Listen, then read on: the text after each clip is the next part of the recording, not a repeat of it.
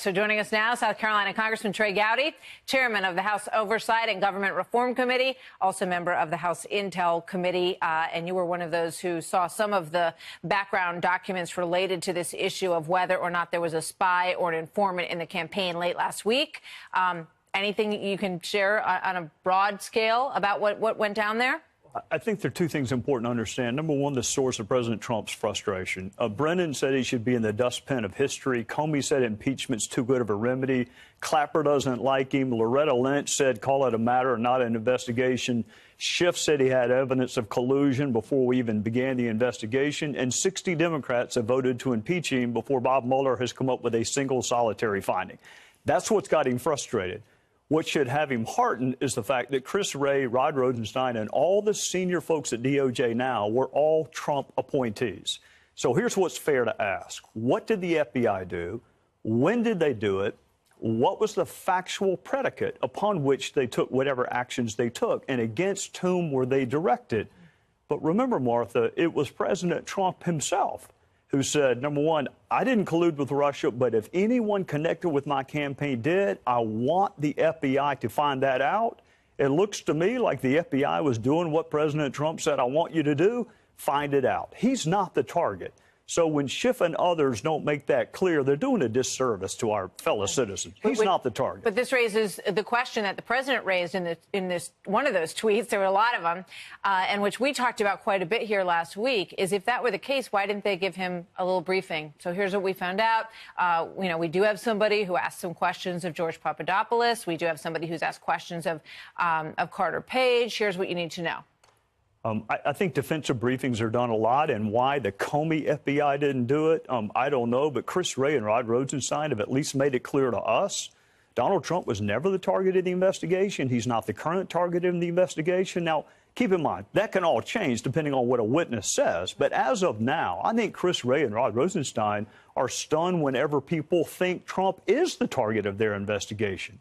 I'll leave it up to them how to brief the president or how to brief his lawyers. Was that point of view that you're talking about right now, was that strengthened when you went into this briefing last week? Yes. I am even more convinced that the FBI did exactly what my fellow citizens would want them to do when they got the information they got, and that it has nothing to do with Donald Trump. All right. So given the things that were over here on your right hand, all the frustrations, do you think it's problematic the way the president is tweeting about this all the time? Because he feels like he needs to vent. He's got to get his message out there. Is it legally problematic in your mind what he's doing? I think anytime you create prior statements, you give Mueller or other folks a chance to question you on them and ask what was your factual basis? Why did you say that? The president should have access to the best legal minds in the country, and I think he should take advantage of those. And he's got some really good communicators that are on his staff and at his call. If I were his lawyer, and I never will be, I would tell him to rely on his lawyers and his comms folks. All right, here's one of them, Rudy Giuliani speaking with Bill Hemmer over the holiday weekend. Watch this. What's wrong with the government trying to figure out what Russia was up to? Nothing wrong with the government doing that. Everything wrong with the government spying on a candidate of the opposition party. That's a Watergate, a Spygate. I mean, and without any warning to him. And now, to compound that, to make it into a criminal investigation, Bill, that's why this is a rigged investigation. There are two things wrong with what the former U.S. attorney said. Number one, no one knows whether this is a criminal investigation. Mueller was told to do a counterintelligence investigation into what Russia did. Number two, President Trump himself in the Comey memos said, if anyone connected with my campaign was working with Russia, I want you to investigate it. And it sounds to me like that is exactly what the FBI did. I think when the president finds out what happened, he's going to be not just fine, he's going to be glad that we have an FBI that took seriously what they heard. He was never the target. Russia is the target. So it sounds to me as if you would advise him that there's no problem with him sitting down with Robert Mueller. Oh, absolutely not. I have always said, I think you ought to sit down with Bob Mueller. You've told us publicly there was no collusion. You've told us publicly there was no obstruction. Say in private what you've said publicly. Limit the scope to exactly what the Mueller memo is. But if he were my client, and I'd say if you've done nothing wrong, then you need to sit down and tell Mueller what you know. All right. There was one judge who said that the scope was all over the place. Do you feel comfortable with the scope of this investigation? And do you feel like your committee has been shared with to the extent that exists, that the scope exists? I'm not sure what the scope of the Mueller probe is, but I know this. Rosenstein is the one who created the memo. Right. It's not Bob Mueller's fault. Have you seen that memo? I have. I've seen the memo that you've seen also.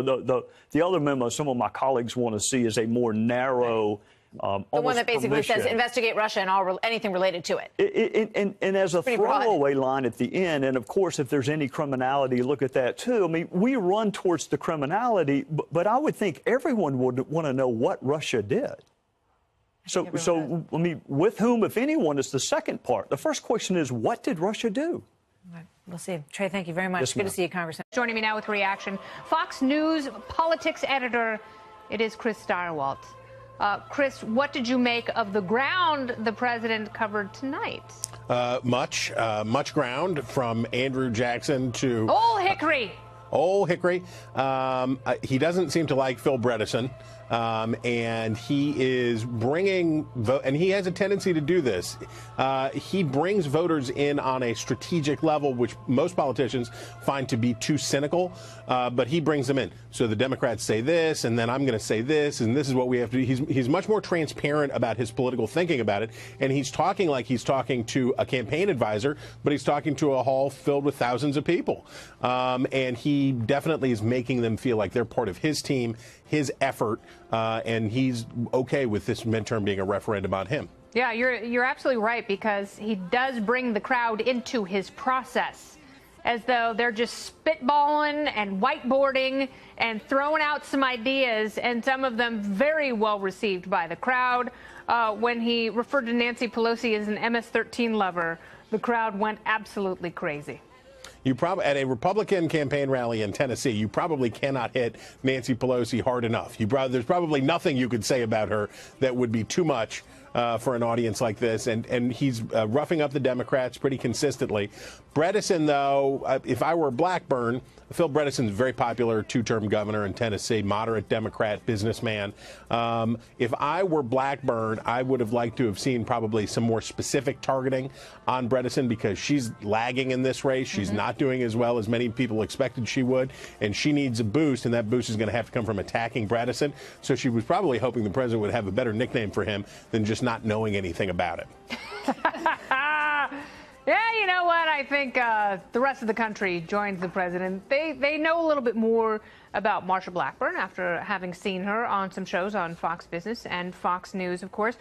Let's discuss some of what the president didn't, including Roseanne, one of our party panelists who is going to re-debut tonight in the 9 o'clock hour. Cabot Phillips, he predicted that he would say nothing about Roseanne, and he didn't touch on that controversy at all. What do you make of that? That's smart. Roseanne Barr was a bad bet for this president. I'm sure he liked the fact that her character was a Trump supporter, but she's a Trump supporter who's a troll. And a conspiracy theorist. Now that is a fun combination.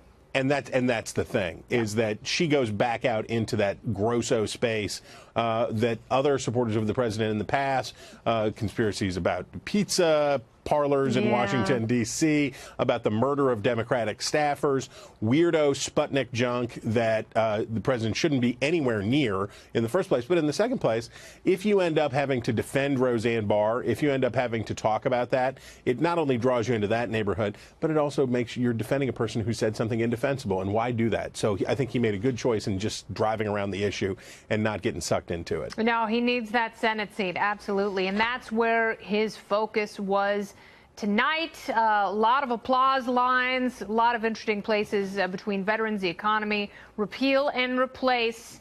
And we're going to talk about so much more of it. Chris Stirewalt, thank you so much for staying late. You bet.